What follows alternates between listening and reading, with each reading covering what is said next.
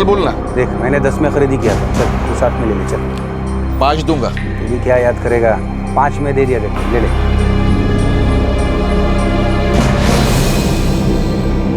एक अच्छा सौदा, एक बढ़िया मोबाइल फोन।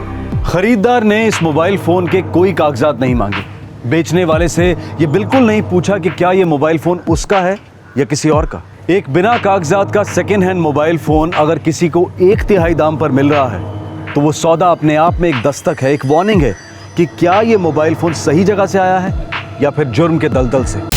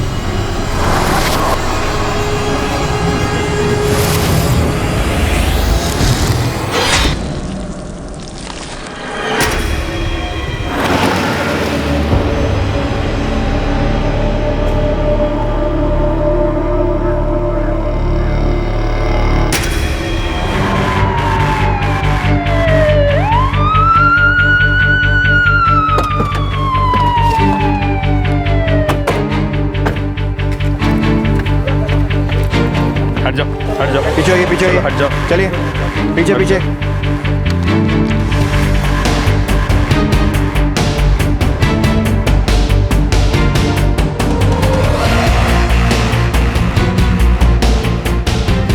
नहीं सर, बॉडी पर कुछ नहीं, पहचान का एक भी सुराग नहीं। ठीक है, एक काम करो, बॉडी पोस्टमार्टम के लिए भेज दो। सर तुम यहाँ वहाँ सर्च करना, सब जगह देखना।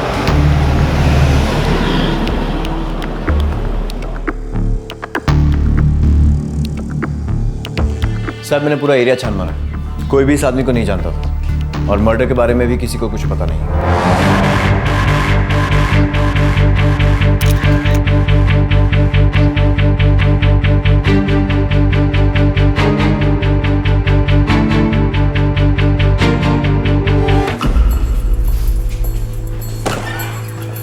एफआईआर दर्ज कर दिया सर, लावारिस लाश। न्यूज़पेपर से कोई रिस्पॉन्स? नहीं साहब, कोई आगे नहीं आया। बोले पर इस आदमी के पीछे कोई ना कोई तो होगा जरूर। खूनी ने सबूत मिटा दिए तो उसे ऐसे लग रहा है कि जुर्म खत्म हो गया। उसने अपनी दुश्मनी निकाल दी तो उसे ऐसे लग रहा है कि दुश्मनी खत्म हो गई। वो गलत सोच रहे हैं। अब वो कानून का दुश्मन है और इस आदमी के परिवार का दुश्मन है जो इसके गायब होने पे परेशान होंगे। मोरे, हमें खूनी को ढूंढ निकालना है।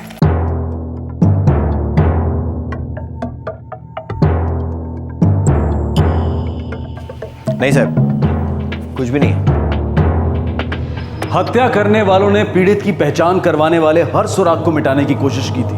उन्हें लगा था कि शक की सुई उन पर कभी नहीं घूमेगी, लेकिन एक छोटा सा दर्जी का लेबल रह गया था। पुलिस को अब इतना पता था कि पीड़ित की शर्ट पुणे के कोथरूड इलाके के किसी दर्जी से सिलवाई गई थी। कोथरूड सिर्फ महाराष्ट्र में ही नहीं बल्कि पूरे एशिया में फास्टेस्ट ग्रोइंग इंडस्ट्रियल और रेजिडेंशियल एरिया माना जाता है। इसकी आबादी लगभग 3 लाख की है। इस विशाल नगरी में एक छोटे से सुराग को लेकर पुलिस निकल पड़ी इस लावारिस लाश को एक नाम देने और इस जुर्म की कहानी को ढूंढने।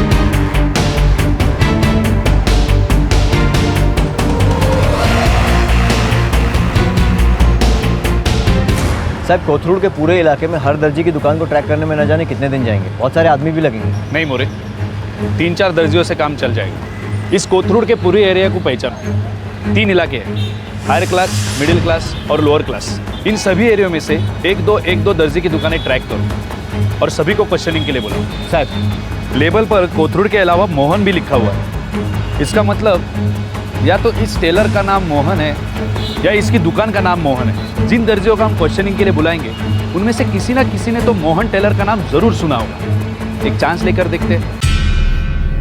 ए लेबल तो बहुत सस्ता है साहब, कोई बड़ी दुकान नहीं होगी, शायद होगी भी नहीं, शायद कोई घर से काम करता रहेगा साहब। मोहन नाम के किसी टेलर को जानते हो? नहीं साहब।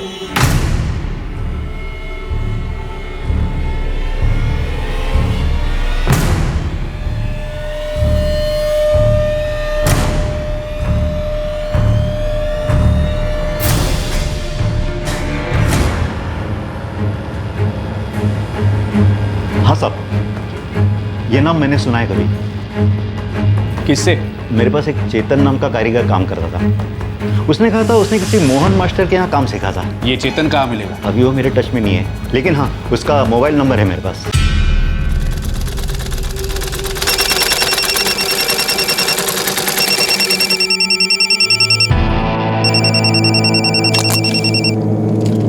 हाँ जी, हेलो चेतन, दिनेश बोलतोय। दिनेश दादा नमस्कार. खूप दिवसांनी आठवण काढली. अरे तू जरा सासवड पोलीस स्टेशन आ सकता है? पोलीस स्टेशन कशाला दादा? ये तो मोहन मास्टर का लेबल है. मोहन क्या? मोहन पिंगले. दुकान क्या है उसकी? वो घर से काम करता है.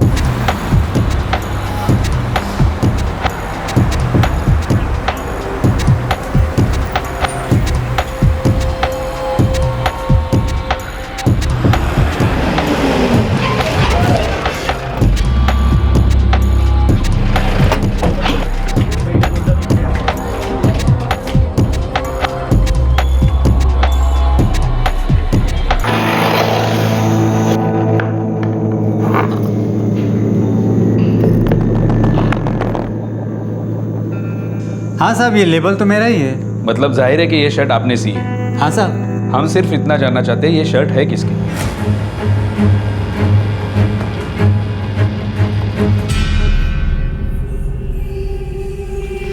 नहीं साहब, ये अपना रोज का ग्राहक नहीं है. होता तो मालूम हो जाता. इसकी डिटेल यहाँ पे होती ना. हाँ, पर ये आपके ग्राहक तो है ना? अब एक बार कभी आया होगा. इतने साल से मैं काम कर रहा हूँ, 1000 आदमी आके चले गए, किस किस को याद रखूँ साहब? ये देखिए, ये स का निशान बनाया है। ये स क्या होता है? ये स आप ही ने बनाया है? साहब ये मेरा निशान नहीं है. तो फिर ये यहाँ क्या कर रहा है? ज्यादातर ऐसा निशान धोबी बनाते हैं.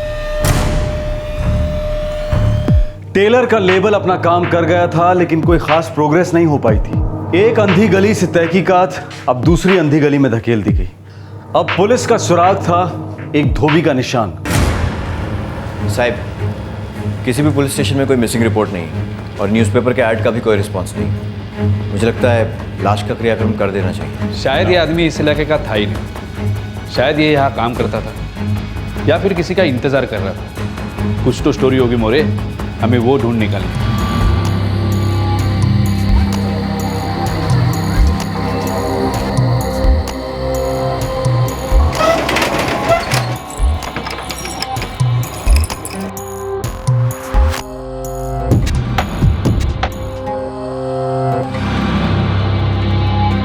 तुम्ही डायल केलेला नंबर सध्या स्विच ऑफ आहे.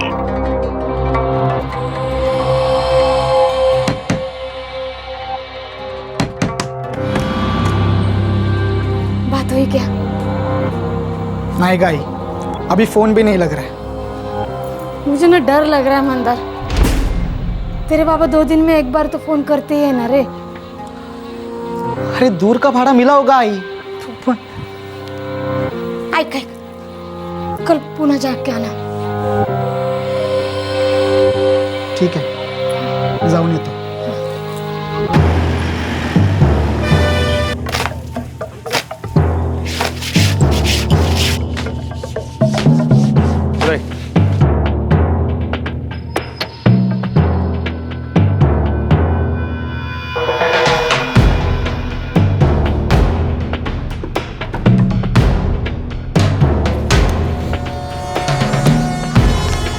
हो दादा, मला सांगा सखाराम कुठे आहे? सखाराम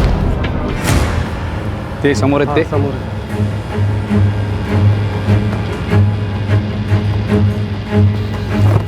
सखाराम? हाँ सर. सखाराम हो, इसको देखो। हो सर, ये कपड़े हमारे इधर आते धोने के लिए। देखो सकारम, जिस आदमी के बदन पर यह कमीज थी ना, उसे मार दिया गया और हम उसकी पहचान करने में लगे। कुछ बता सकते हो? मैं कैसे बता पाऊंगा सब? फिर कौन बता पाएगा? श्याम तावड़े बता पाएगा सर। कौन श्याम तावड़े? उसकी छोटी सी लॉन्ड्री सब, उसके कपड़े यही आते धुलाई के लिए। उसी का ये स का निशान है। अच्छा, ये स का निशान सिर्फ श्याम तावड़े बनाता है या और कोई बनाता है? नहीं साहब, ऐसे छोटे मोटे लॉन्ड्री वाले सब बनाते हैं, लेकिन ये स का निशान सिर्फ श्याम तावड़े ही बनाता है। ये मैं पहचानता हूँ सब। कहाँ है उसकी लॉन्ड्री? भांडारकर रोड पे सब।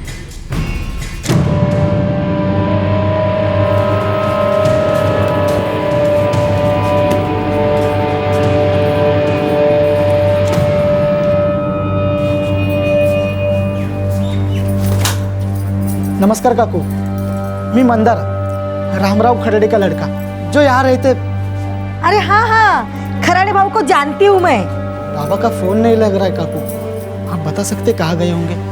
नहीं रे, अरे 2 दिन से मैंने भी देखा नहीं है उनको। कहीं पुणे के बाहर का भाड़ा लग गया होगा। आ जाएंगे, टेंशन नको घेऊस। आएंगे तो बताएंगे आप फोन करने को।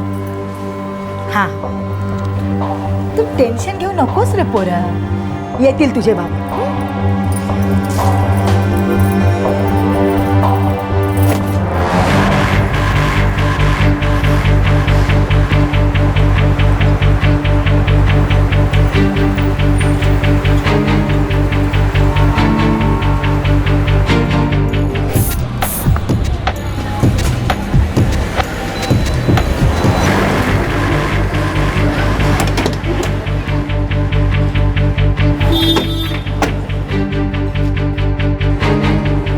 होय सर, ये निशान मेरा ही है। स से श्याम तावड़े, माहित सर। ग्राहक कौन है? रामराव खरडे, टैक्सी ड्राइवर है सर।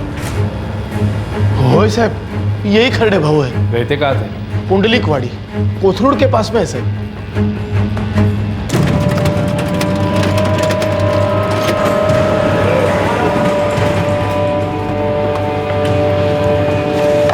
या सर।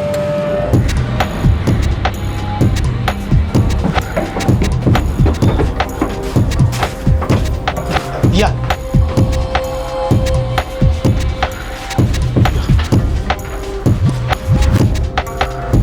साहब, ये रहा उसका घर। 2 दिन से कपड़े भी नहीं आए साहब। पड़ोस में पूछते साहब।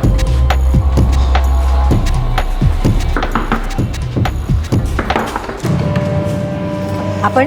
पुलिस, ये रामराव खरडे आपका पड़ोसी अकेला रहता है? हाँ, खोली भाड़े पे ले रखी है उन्होंने। बीवी बच्चे गांव में रहते हैं। लेकिन साहब, क्या बात है? गांव कहाँ है? वेल्हे गांव। कुछ गड़बड़ है क्या साहब? नहीं, सवेरे मंदार भी आया था, खरडे भाऊ का लड़का। अपने बाबा को ढूंढ रहा था, लई टेंशन में था साहब। बोल रहा था 2 दिन से उनके बाबा ने फोन नहीं किया घर में। मंदार का नंबर है आपके पास? हाँ है, लेकिन साहब बात क्या है?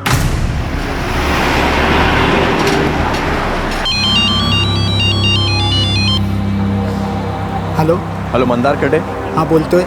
हाँ, PSI मोरे बोल रहा हूँ, सासोड़ पुलिस स्टेशन से। सुनो, एक काम करो, तुम ताबड़तोड़ पुणे लौटाओ। क्यों सर, क्या बात है? वो तुम्हारे बाबा रामराव खरडे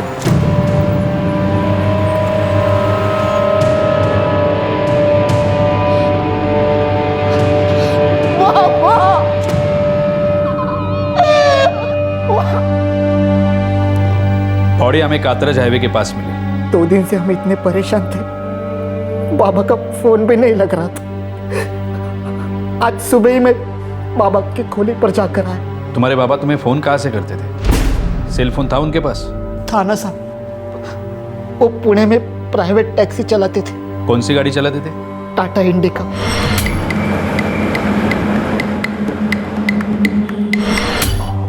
एक साल पहले ही उन्होंने यहाँ पुंडलिकवाड़ी में किराए से खोली ली थी। वेले गांव से अप डाउन करना भारी पड़ता था उनको। घर कब आते थे बाबा? कभी शनिवार, कभी रविवार। अपने बाबा का नंबर ये यहाँ पर ले।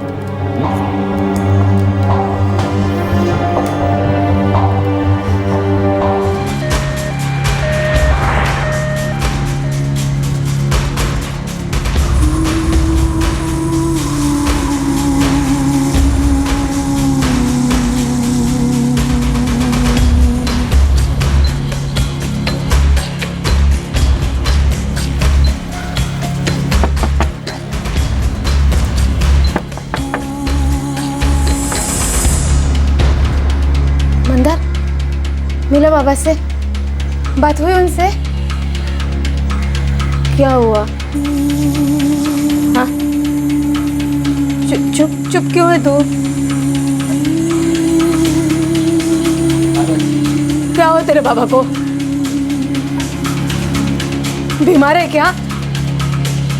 कुछ तो बोल। हाँ? क्या हुआ?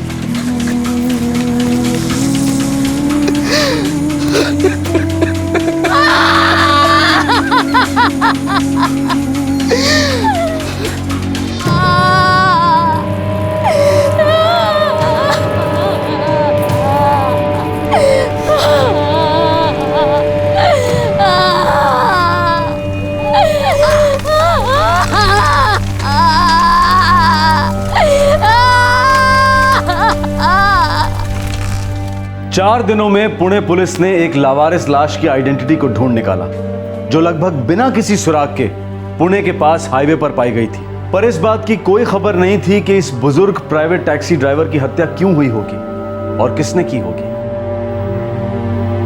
कौन है तो कुतरा? किसने मारा तेरे बाबा को? पता नहीं आई, पुलिस ढूंढ रही है। बाबा की टैक्सी भी अभी तक मिली नहीं है उन्हें। बाबा की लाश उन्हें कातरज हाईवे के पास से मिली। कुछ गड़बड़ होती तो बता दे मुझे। कुछ बता नहीं, कुछ नहीं।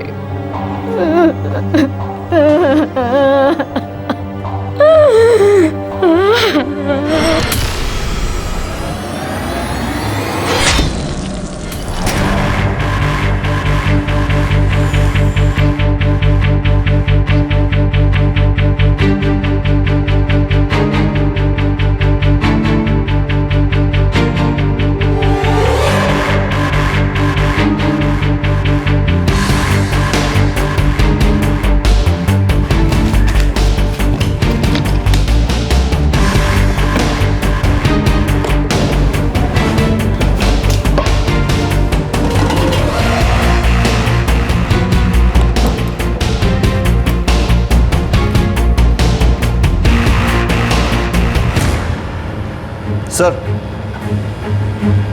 गाड़ी के रजिस्ट्रेशन की फोटोकॉपी। मोरे, जिसने मर्डर किया है रामराव खड़े की गाड़ी उसी के पास है, या फिर उसने भेज दी। एकदम सभ्य आदमी थे खरड़े भाऊ, बस अपने काम से काम रखते थे। एक भाड़ा छोड़ा, दूसरा पकड़ा। सवेरे जल्दी जाते थे और रात को देर से वापस आते थे। साहब, बिल्कुल देव मानुस था खरड़े। कभी भी चौली में किसी को कुछ भी काम की जरूरत पड़ती ना साहब, तो सबसे आगे आता था खरड़े भाऊ। कभी किसी से कोई लड़ा झगड़ा नहीं करता, कोई मशमश नहीं किसी से भी। देखो, बहुत बुरी तरह से मारा गया है तुम्हारे खरड़े भाऊ को। आखिरी बार कौन मिला था उनसे?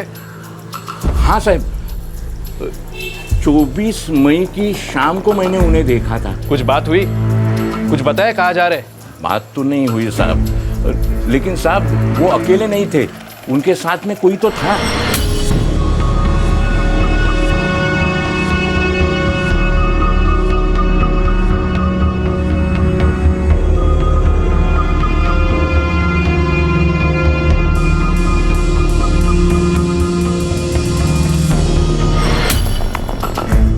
कौन था उनके साथ?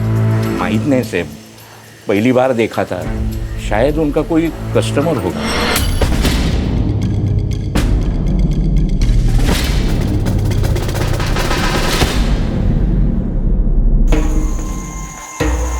कुठे चाललायस तू? काम पे। और मुझे कभी बताओगे क्या काम करते हो? मैं तेरे को कभी पूछता हूँ क्या एक एक पैसे का हिसाब? हाँ, मैंने क्या आखिरी तारीख में तेरे हाथ में पैसे रख देता हूँ ना? नागेश, काफी नहीं है।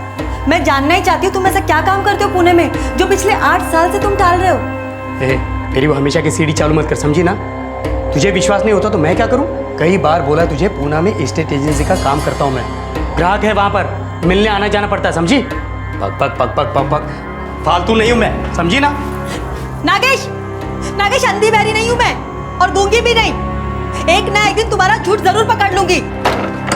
हे बक, वो वाली बात पे हम कब के मिट्टी डाल चुके हैं। एक बार बोला ना, नहीं होगा तो नहीं होगा।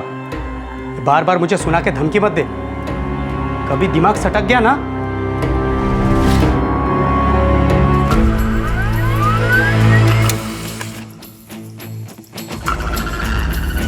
साहब रामराव खर्डे के फ़ोन रिकॉर्ड्स में आखिरी के कुछ इनकमिंग पब्लिक टेलीफोन के हैं। और आउटगोइंग? खर्डे ने ज़्यादातर कॉल घर पे ही किए थे और एक दो उसके रेगुलर कस्टमर्स के। पब्लिक फ़ोन से कॉल खूनी ने किए होंगे जानबूझकर, ताकि उसका सेल ट्रैक डाउन ना हो। पर साहब एक बात खटकती है, ये रामराव खर्डे का सेलफोन क्यों नहीं मिला?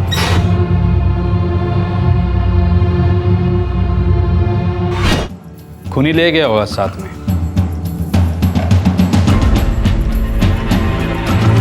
अपने पास रखा होगा या फिर बेचा होगा या फिर तोड़ फोड़ कर फेंक दिया होगा। फिर भी सर एक चांस है कि वो सेलफोन दोबारा यूज़ किया जाए। एक काम करो, रामराव खर्डे के फ़ोन की डिटेल्स निकालो और फ़ोन ट्रैकिंग पे डाल दो। साहब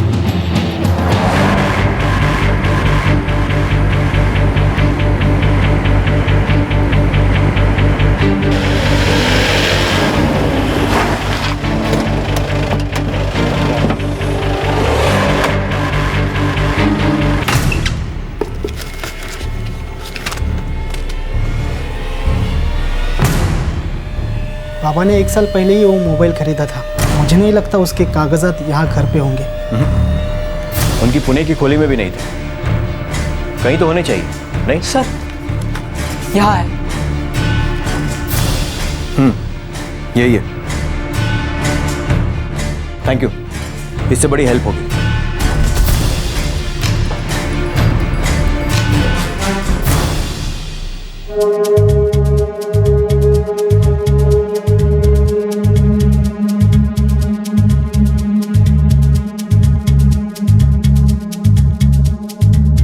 रामराव खर्डे के सेलफोन डिटेल्स 6 सर्विस प्रोवाइडर्स को दिए गए, इस उम्मीद के साथ कि अगर उस मोबाइल फोन में कोई नया सिम कार्ड यूज होता है तो उसे तुरंत ट्रैक डाउन किया जा सके और शायद उस मोबाइल फोन का नया मालिक पुलिस को रामराव खर्डे के हत्यारे तक ले जा सके।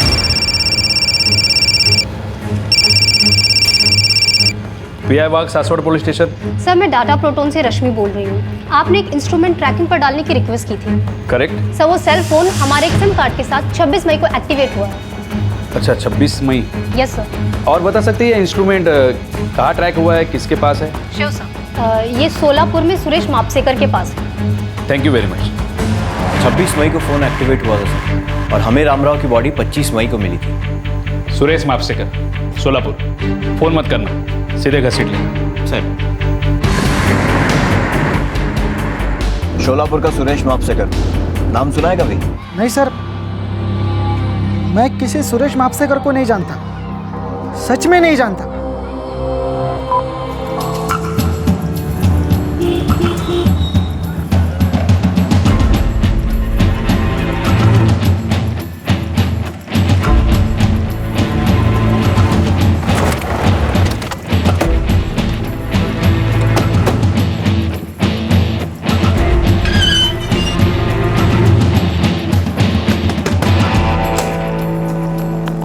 सुरेश मापसेकर? मैं हूँ साहब। तुम्हारा मोबाइल फोन कहाँ है? क्यों साहब?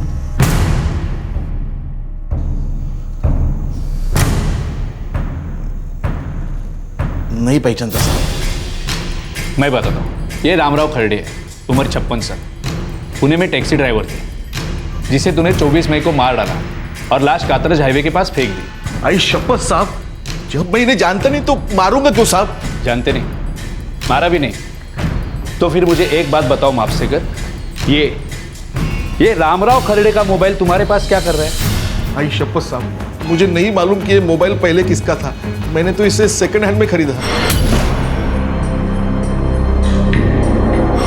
किससे खरीदा? एक प्रताप कामले है। कौन प्रताप कामले? मेरे घर के पास ही रहता है, थोड़ी जान पहचान है बस, सब और कुछ नहीं।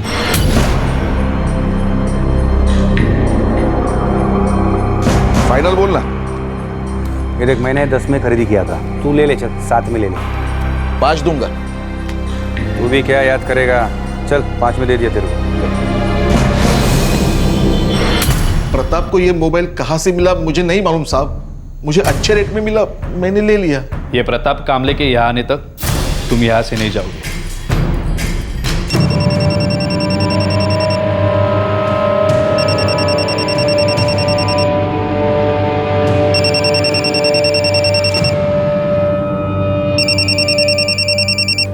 हेलो प्रताप कामले। प्रताप कामले? हाँ, प्रताप कामले। एक नया नाम उभरा है इस केस में, कभी सुना है? नहीं तो सर। ठीक है।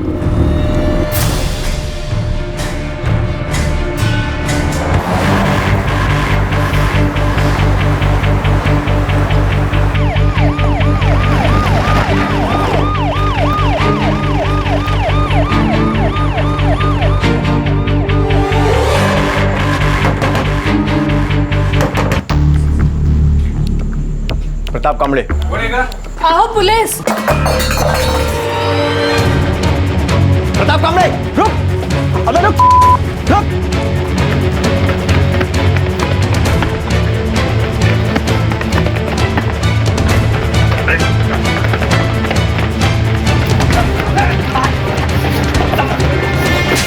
मैंने कुछ नहीं किया था, मैं बताता हूँ, मैंने साहब मैंने कुछ नहीं किया साहब। मेरा यकीन कुछ नहीं किया साहब, कसम से मैंने कुछ नहीं किया साहब। कुछ नहीं किया साहब। रामराव खरड़े के साथ मेरा कोई दुश्मनी नहीं था, कसम से साहब नहीं था। मैं तो बस वही करता गया जो मेरे को बोला गया था साहब।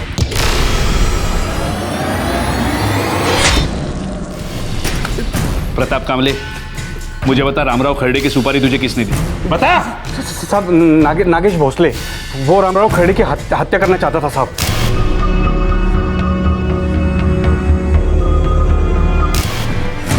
कौन नागेश भोसले? साहब वो भी सोलापुर में रहता है, वो काम पुणे में करता है। क्या काम करता है? वो क्या काम करता है? सब वो सब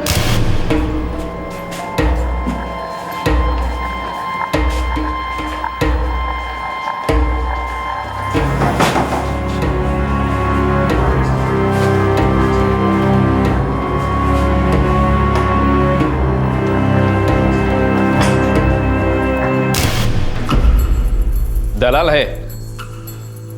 रामराव खरड़े का नागेश से क्या लेना देना था? पता नहीं साहब, वो नागेश मेरा दोस्त है, वो मुझे बोला एक गेम बजाना है, आजा, तो मैं गया साहब। नागेश का नंबर दे। तुम्ही डायल केलेला नंबर सध्या स्विच ऑफ आहे। बता नागेश किधर है? साहब इधर का मुझे मालूम नहीं है साहब, लेकिन उसका सोलापुर का घर मेरे को पता है। सोलापुर?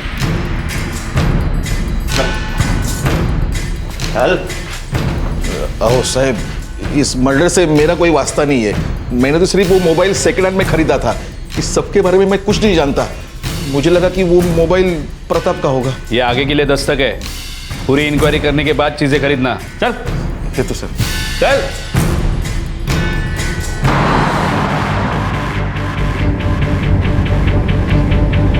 नागेश भोसले, हाँ, ये भी शोलापुर से है। नहीं सर, मैंने ये नाम पहले कभी नहीं सुना। और ये ऐसे अजीब अजीब नाम कहाँ से और क्यों आ रही है बाबा के केस में? तेरे बाबा खाली टैक्सी चलाते थे या किसी लफड़ेबाजी में भी थे? लफड़ेबाजी?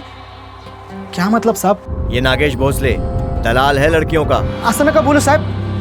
मेरे पिताजी बहुत भले इंसान थे, वो ऐसे किसी काम में शामिल नहीं हो सकते।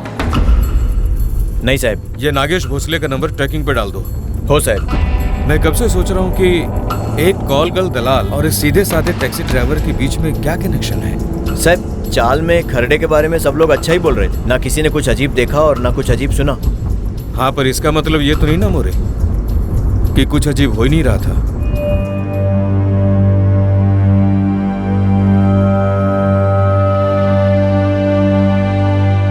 मंदर, तुम्हारे बाबा नहीं, वो ऐसा कुछ करते थे क्या जो मुझे नहीं पता? मला नहीं माहिती। मेरा मतलब था, तुम बाबा के बारे में ऐसा कुछ जानते हो क्या जो मैं नहीं जानती? बोला नहीं माहित मला, मैं कुछ नहीं जानता।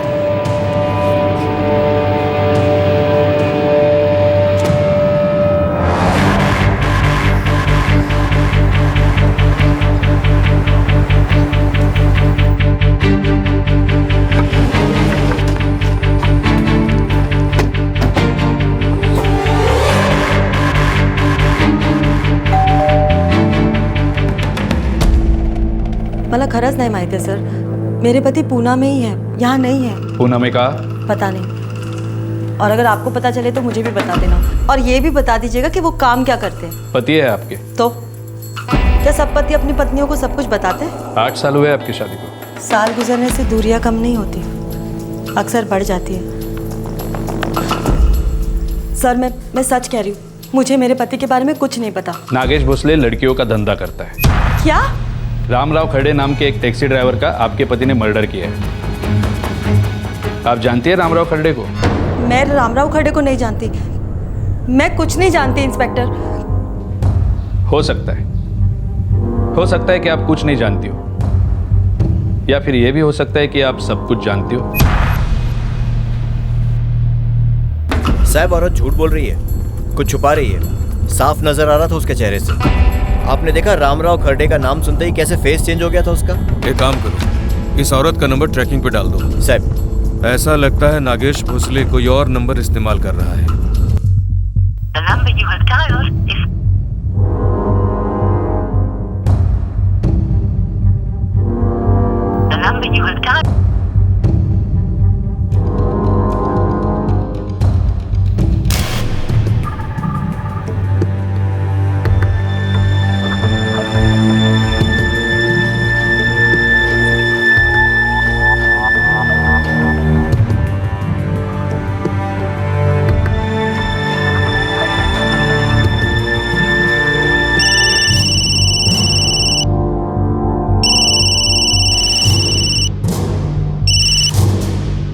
हेलो, रामराव खड़े? हाँ बोलते हैं, अपन कौन? मैं सोलापुर से बोल रही हूँ, नागेश भोसले के घर से। हाँ बोलिए। आपसे मिलना था, कुछ अर्जेंट है। क्यों, क्या बात है?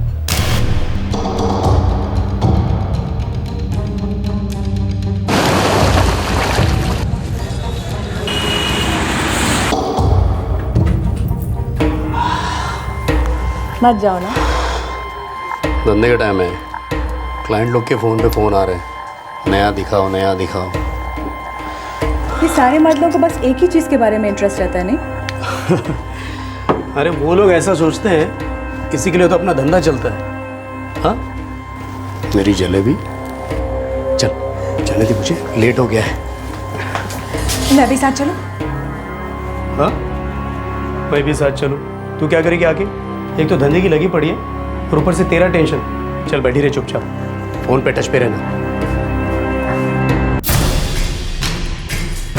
नहीं मालूम साहब, नहीं मालूम। दिमाग पर जोर दे प्रताप, वरना हम कहीं और जोर लगाएंगे। खरंच हो, नहीं मालूम। वो नागेश पूना और मुंबई दोनों जगह काम करता है, लेकिन अभी इस वक्त वो कहाँ है मुझे नहीं मालूम साहब। रामराव खड़े की प्राइवेट टैक्सी थी, वो कहाँ है?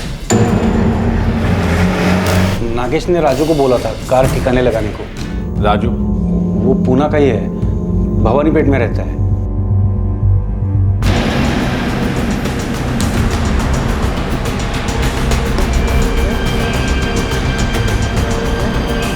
चल साहब, मैंने कुछ नहीं किया, मैं सच बोल रहा हूँ साहब। साहब मुझे कुछ मालूम नहीं साहब, नहीं किया साहब।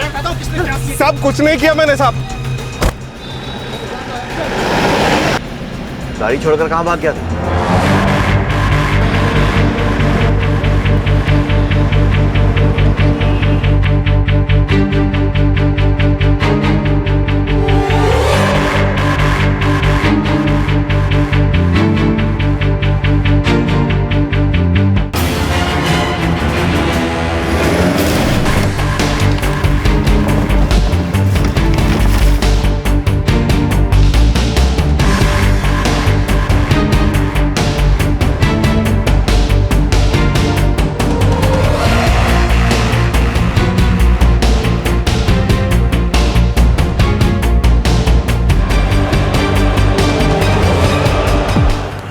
रामराव खरड़े की हत्या में शामिल 2 लोगों को पुणे पुलिस ने पकड़ लिया। रामराव की टैक्सी भी मिल गई और कत्ल में इस्तेमाल किया गया चाकू भी बरामद कर लिया गया। लेकिन रामराव खरड़े की हत्या का कारण, वो राज सिर्फ एक ही आदमी जानता था। वो इस केस का मुख्य अपराधी नागेश भोसले था, जो अब तक पुलिस के हाथ नहीं लगा था, और उसे पकड़े बिना ये केस अधूरा ही रहता। साहब ये नागेश भोसले कोई बहुत बड़ा खिलाड़ी नहीं है, लेकिन छोटा भी नहीं है। 8-10 लड़कियां तो उसके साथ रहती ही रहती है, मुंबई पूना दोनों शहरों में। कहाँ मिलेगा कहाँ नागेश? ये पूना में तो पक्का नहीं है साहब अभी। फिर पूना में होता है तो कहाँ होता है? पूना में वो होटल है ना साहब, गुनगुन, उसमें रूम फिक्स रहता है उसका। वो फर्ग्यूसन रोड वाला? हाँ साहब, सप्लाई पे वही से होती है। छोटे बड़े सब व्यापारी आते हैं वहाँ 1-2 रात के लिए। साहब वो नागेश और उसकी लड़कियाँ मस्त नोट छाप रेला है, एक नंबर।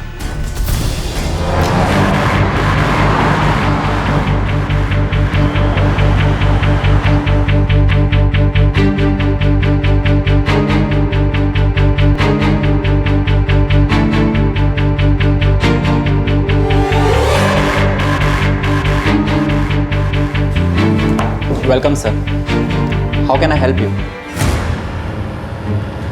देखिए, आपको किसी ने गलत खबर दी है। हमारे यहाँ ये सब नहीं होता। पक्का आपको गलत टिप मिली है। देख भाई मैनेजर, अगर तूने हमें नागेश भोसले नहीं दिया तो एक बात तो पक्की है, ये तेरा होटल कबाड़ खाना बन जाएगा और तुझे हम नागेश भोसले बनाकर किसी अंधी गली में ठोक देंगे। मंजूर है? वो नागेश? वो नागेश क्या? वो यहाँ आने वाला है। कब?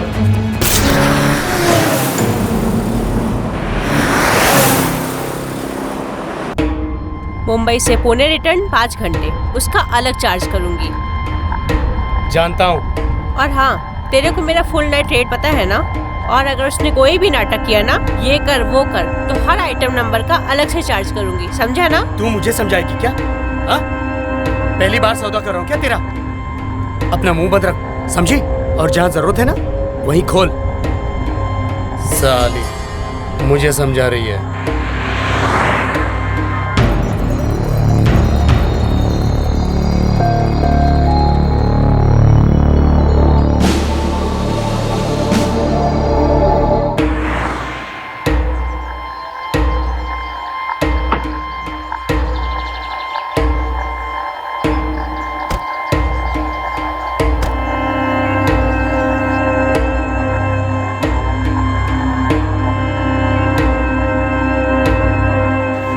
Excuse me, 405। जी सर।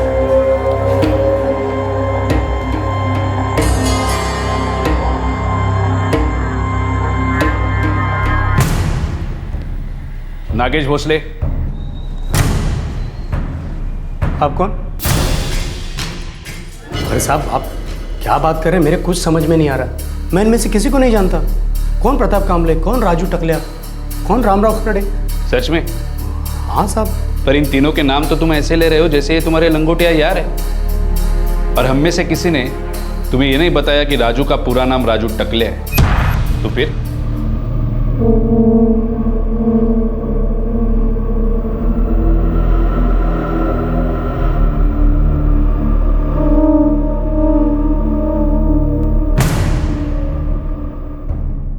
रेडी है तो बोल, या और जिलेबियाँ खाएगा? नहीं साहब, वो रामराव कर ले आगे। वो मेरी लाइफ की वाट लगा रहा था। कनेक्शन क्या था तुम दोनों के बीच? हा?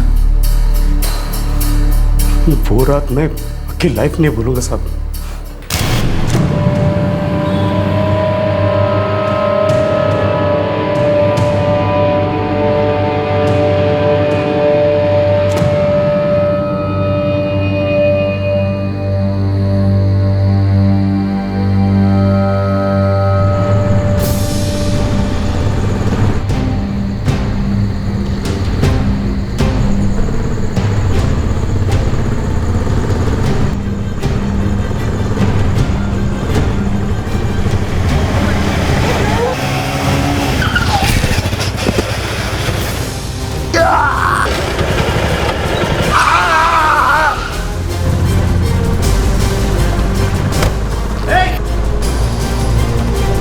अब ठीक तो है? आई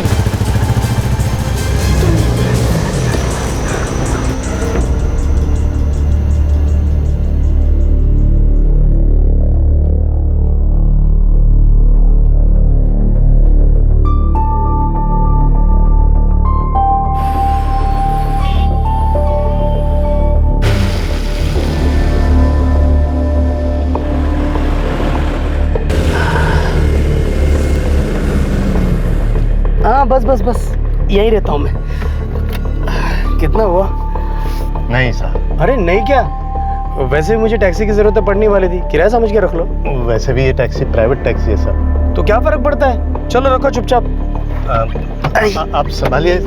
हाँ हाँ डोंट वरी। हाथ संभालिए, मैं आपको घर तक छोड़ दूं। अरे नहीं नहीं, आपने इधर तक मदद की यार, यही काफी है। आपको एक विनती है साहब, ये पैसे रख लीजिए। अरे मैं मदद करने में विश्वास रखता हूँ, मदद के पैसे नहीं लेता साहब। आप भले आदमी लगते हैं यार। पता नहीं साहब, अपना काम कर लेता हूँ बस सर। मेरे लिए काम करोगे? मुंबई पुणे में डेली अप डाउन करता हूँ, महीने में 4-5 बार हो जाता है। अब फिक्स दूंगा, लेकिन ज़रूर करूँगा साहब, मेरा काम ही टैक्सी चलाना है। बस आप पहले ठीक हो जाइए। नागेश भोसले। रामराव करड़े साहब। एक रात ने दो अजनबियों को इंसानियत और मदद की डोर से बांध दिया। रामराव ने घायल नागेश को सही सलामत घर पहुंचाया और नागेश ने उसे रेगुलर काम दिया, जिसके रामराव को अच्छे पैसे मिलते थे। फर्स्ट क्लास दोस्ती की स्टोरी में ये खून खराबा क्यों हुआ नागेश? फर्स्ट क्लास तो रामराव की लाइफ हो गई थी साहब। मैं उसे हर दूसरे दिन मुंबई पुणे का अप डाउन भाड़ा दे रहा था, माला माल हो रहा था साहब।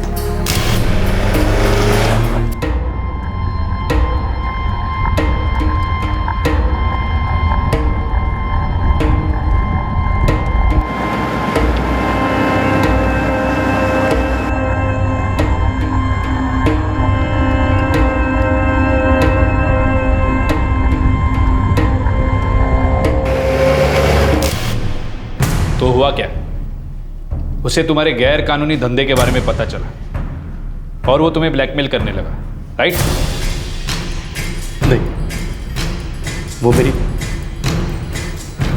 लाइफ की वाट लगा रहा था। वो कैसे?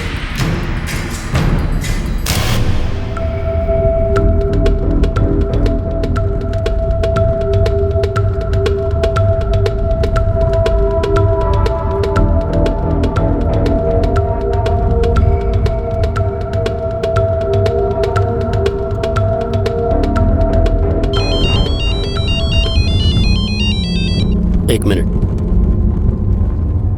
हेलो, कुठे आहेस तू? मुंबई में हूँ, काम पर। थोड़ी देर में करूँ? 2 हफ्ते से मुंह नहीं दिखाया, जब भी फोन करती हूँ फोन स्विच ऑफ आता है। ऐसा क्या काम कर रहे हो मुंबई में? लौट के बताता हूँ, आज रात की ट्रेन है। नहीं, मुझे अभी बताओ, ऐसा क्या काम कर रहे हो मुंबई में, वो भी पूरे 2 हफ्ते से? अरे मैं काम के बीच में हूँ। किस काम के बीच में हो? बोला ना, आके बताता हूँ। अच्छा, मतलब तब तक कोई और झूठ सोच लोगे, है ना? रामराव, पुणे। हाँ साहब। मैं भी पुणे चलूंगी। चलो। कौन सा वाला अच्छा है?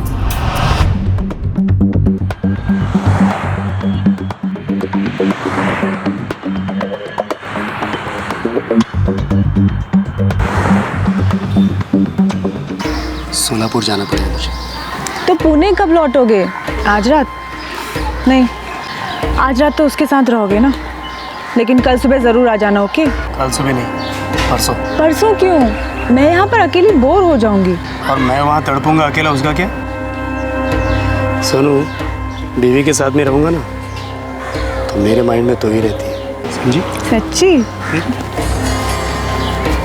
जल्दी आना, ओके? ठीक है। रामराव, सोलापुर। जहाँ बोलेंगे वहाँ साहब। चल आइए।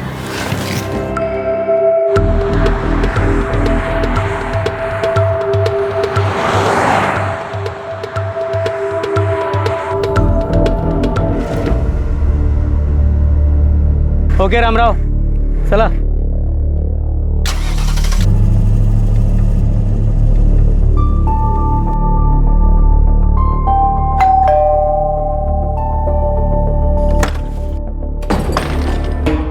आ गए तुम?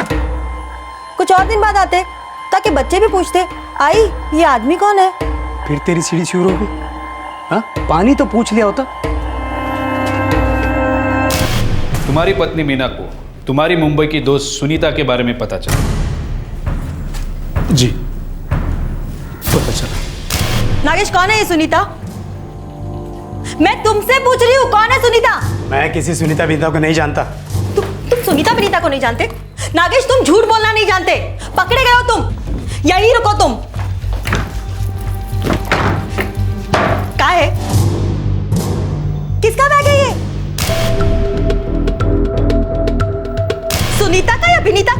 और ये नागेश, हाँ किसका फोटो है ये?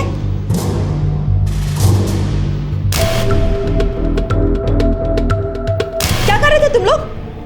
फोटो खेल रहे थे?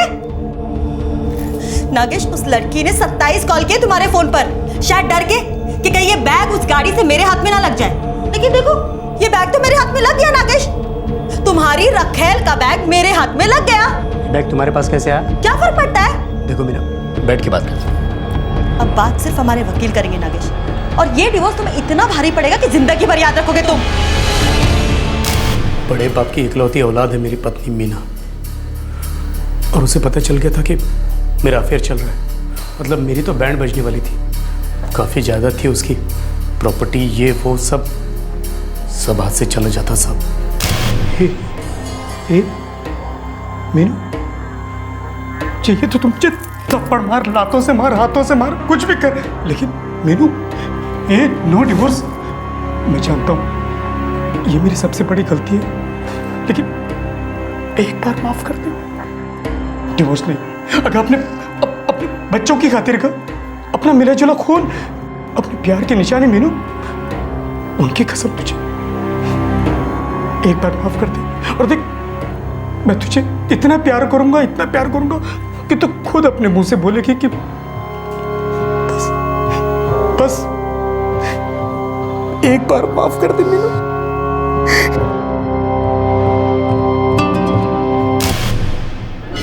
मीना के पैरों पे गिड़गिड़ाकर मैंने अपनी शादी टूटने से बचाए थे सब, लेकिन ये खतरा हमेशा रहता था कि वो मुझे छोड़ के चली जाएगी। वो छोटी छोटी बात पर पुरानी बात को खो रहती थी। मतलब मान लो कि एक तरीके से मेरा ब्लैकमेल चल रहा था। रामराव खरड़े को इस सब के बारे में मालूम था? बिल्कुल मालूम था साहब, उसी की वजह से तो मुझे अपनी बीवी के सामने रेंगना पड़ा था। चुगलीखोर कहीं का। तुम्हारे कहने का मतलब ये है कि रामराव खरड़े ने तुम्हारी पत्नी मीना को तुम्हारे अफेयर के बारे में बताया? और कोई हो ही नहीं सकता साहब, वही होगा। नागेश भोसले ने यह अनुमान लगा लिया था कि रामराव खरड़े ने मीना के सामने उसके अफेयर का भांडा फोड़ दिया था, लेकिन यह सच से कोसों दूर था। मीना जी, आपके पति के अफेयर के बारे में आपको रामराव खरड़े ने बताया? बिल्कुल नहीं, वो तो सुनीता को ही नागेश की पत्नी मानते थे, वो मुझे जानते तक नहीं थे। वो बस एक बार सुनीता का बैग लौटाने घर आए थे। ओके रामराव, चला।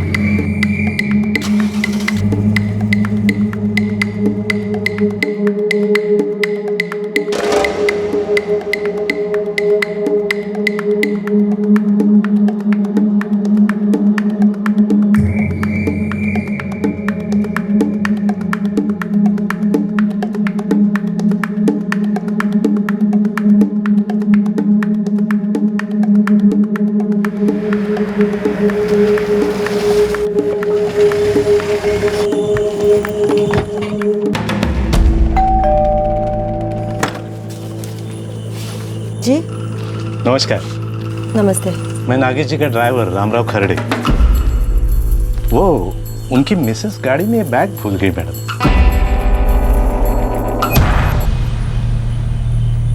आप नागेश जी की मिसेस को जानते? हाँ, यहाँ आने से पहले मैंने उन्हें पुणे छोड़ा था।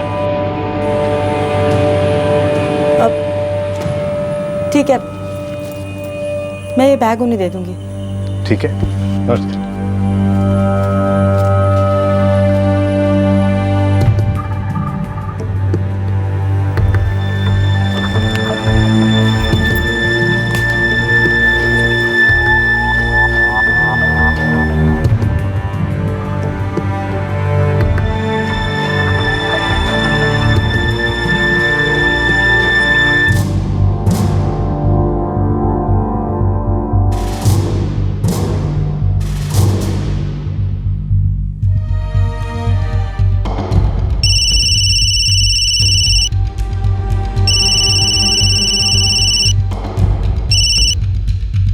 हेलो, रामराव खरड़े?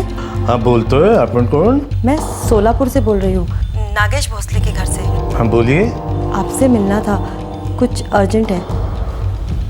क्यों, क्या बात है? बस यूं ही, लेकिन आप ये बात नागेश को मत बताइएगा। मैं मैंने रामराव को फ़ोन किया था इस सुनीता के बारे में जानकारी निकालने के लिए। ये सब आप मुझे क्यों पूछ रही है मैम साहब? बस यूं ही जानना था। देखिए मैम साहब, नागेश जी ने एक बार मुझे उनकी पत्नी सुनीता जी से मुलाकात करवाई थी। वो मुंबई में रहती हैं और मैं नागेश जी को हर तीसरे दिन पुणे से मुंबई ले जाता हूँ। अच्छा, तो नागेश जी की पत्नी सुनीता जी मुंबई में रहती है। एक बात बताइए खड़े भाऊ, ये नागेश जी पुणे में करते क्या है और मुंबई में सुनीता जी को ही मिलने जाते हैं या कोई और काम भी है वहाँ पर उनका? पता नहीं मैम साहब, मैं ड्राइवर हूँ, गाड़ी चलाता हूँ साहब की। लेकिन आप बताती क्यों नहीं है कि आप उनकी कौन लगती है और ये सब मुझे क्यों पूछ रही है? मैं उनकी एक रिश्तेदार हूँ और ये सब नागेश को बताने की ज़रूरत नहीं है, ठीक है? क्या मैम साहब? यही कि आप बैग लौटाने आए थे और मैं आपसे मिली, सुनीता के बारे में पूछा, बस यही सब, ठीक है?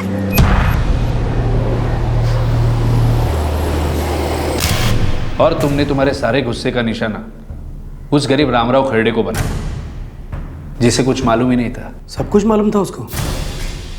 आग लगा दी थी उसने मेरे लाइफ में।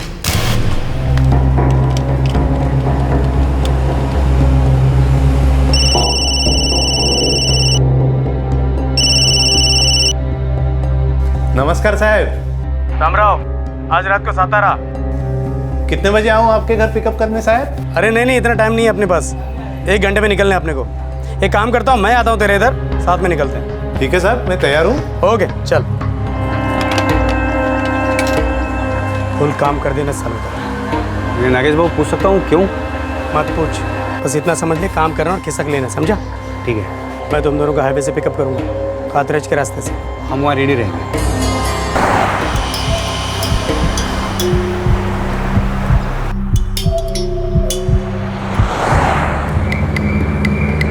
क्या बात है साहब, आज कुछ मूड नहीं लग रहा आपका? अरे नहीं, रामराव जरा आगे लेफ्ट में रोक देना, मेरे 2 बंदे आ रहे हैं। जी साहब।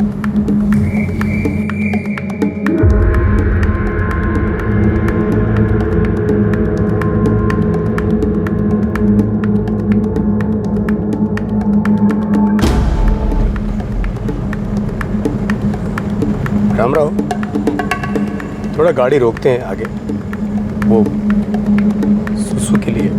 हाँ सर।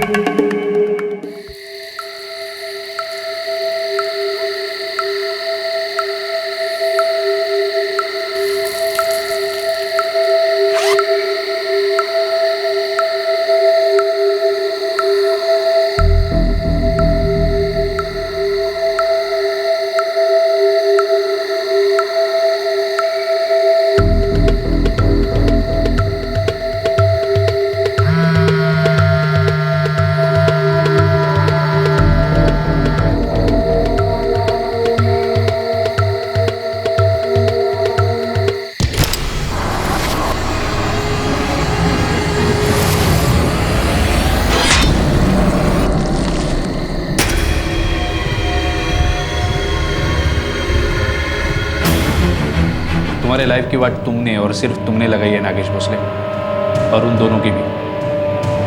रामराव खरड़े का तुम्हारे लाइफ से कोई लेना देना नहीं था। उसने सिर्फ एक बार तुम्हारी जान बचाई थी और उसे यही इनाम मिला। चल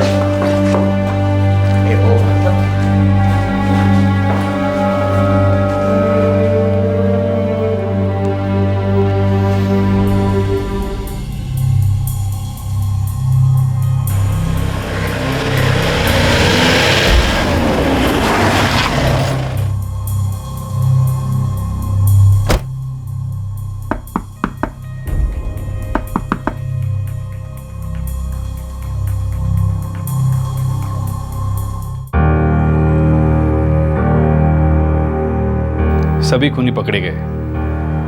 आपके पति भले आदमी थे, उन पे कोई दाग नहीं है। फिर क्यों मारा मेरे बाबा को? नागेश भोसले का शक, उसका डर और उसके गेट ने तुम्हारे बाबा की बलि ली मंदार। पर अब नागेश भोसले उसकी कीमत चुकाएगा।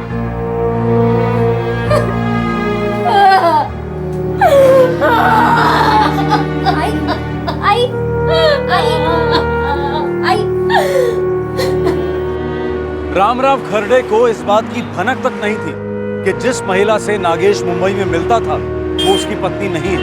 एक अच्छे और सच्चे ड्राइवर की तरह वो अपनी मेम साहब का बैग नागेश को लौटाने गया, उसी बड़े दिल के साथ जैसे उसने नागेश की पहली बार मदद की थी जब नागेश एक्सीडेंट के बाद घायल हुआ था। नागेश भोसले ने इस भले आदमी को सिर्फ इसलिए मार दिया क्योंकि उसे डर था कि उसकी सारी पोल खुल जाएगी, उसकी असलियत सबके सामने आ जाएगी। अपने अंदर के डर और गिल्ट का गला घोटने की बजाय नागेश ने बेकसूर रामराव का गला काट दिया। नागेश भोसले, प्रताप कामले और राजू पर आईपीसी की धारा 302 फॉर मर्डर और धारा 201 कॉजिंग डिस्ट्रक्शन ऑफ एविडेंस के तहत मुकदमे चले। राजू इस वक्त 3 साल की सजा काट रहा है और नागेश और प्रताप को उम्र कैद हुई है। एक दर्जी का लेबल और धोबी का बनाया निशान एक लावारिस लाश को पहचानने में महत्वपूर्ण साबित हुए। और फिर पीड़ित का मोबाइल फोन जो सेकेंड हैंड बेचा गया था वो इस इन्वेस्टिगेशन में स्टार साबित हुआ। और फिर जल्दी ही पुलिस ने सभी गुनहगारों को पकड़ लिया। ये केस एक क्लासिक उदाहरण है इस कहावत का कि क्राइम नेवर पेज। जुर्म हमेशा सुराग छोड़ ही जाता है, इंसाफ के दरवाजे पर दस्तक दे ही देता है। जुर्म कभी छुप नहीं सकता। किसी की जान लेने से आज तक किसी की जिंदगी बनी नहीं है।